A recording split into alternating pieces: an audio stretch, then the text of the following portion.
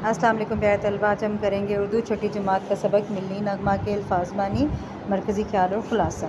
ठीक है, पहले अल्फाज मानी देख लेते हैं। आन इज़्ज़त, राह अमल, अमल का रास्ता, धड़कन, मोहब्बत, मेहरान, सुबह से ये रॉन्ग लिखा हुआ है, मोहब्बत होगा। ठीक है, मीम है बेते, गुलशन बाग, पर्वत पहाड़, गोशा कोना, अकीदा यकीन, नज़रिया उसूल, हसीन खूबसूरत। और आपको पता है अल्फाज मानी बुक के आखिर में भी लिखे होते हैं, वहाँ से भी याद कर सकते हैं आप। मरकज़ी ख्याल में पहले हवाला मतन लिखेंगे। मिलनी नगमा, शायर का नाम सहबा अख्तर। इस नज़म का मरकज़ी ख्याल ये है कि हम सब पाकिस्तान हैं, हर मुश्किल मिलजुल कर हल कर सकते हैं।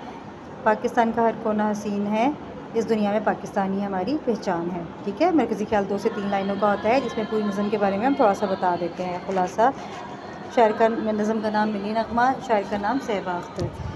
अच्छा, इस बच्चे की गलती है, मेरे पास अभी पेन नहीं है। मैं बताऊँ, गाइन के बाद कभी भी शोशा नहीं आता है, काम चेक नहीं है, शोशा नहीं डालना, मीम को सीधा डालना है आपने। ठीक है, जहाँ जहाँ इसे नगमा लिखा है वो रॉन्ग है, ये शोशा नहीं आएगा बीच में। ठीक, इस नगमा में शायर कह रहे हैं कि हम सब पाकिस्तानी हैं, पाकिस्तान हमारी जान और पहचान है। शायर कह रहे हैं कि मुश्किल हो या आसानी, अगर हम मिलकर काम करें तो पाकिस्तान को तरक्की दे सकते हैं। हमारी धड़कन पंजाब है तो दिल हमारा सिंध है, चाँद बलोचिस्तान है। पाकिस्तान का हर कोना बहुत खूबसूरत है, पाकिस्तान हमारा अक़ीदा और यकीन है और नज़रिया है।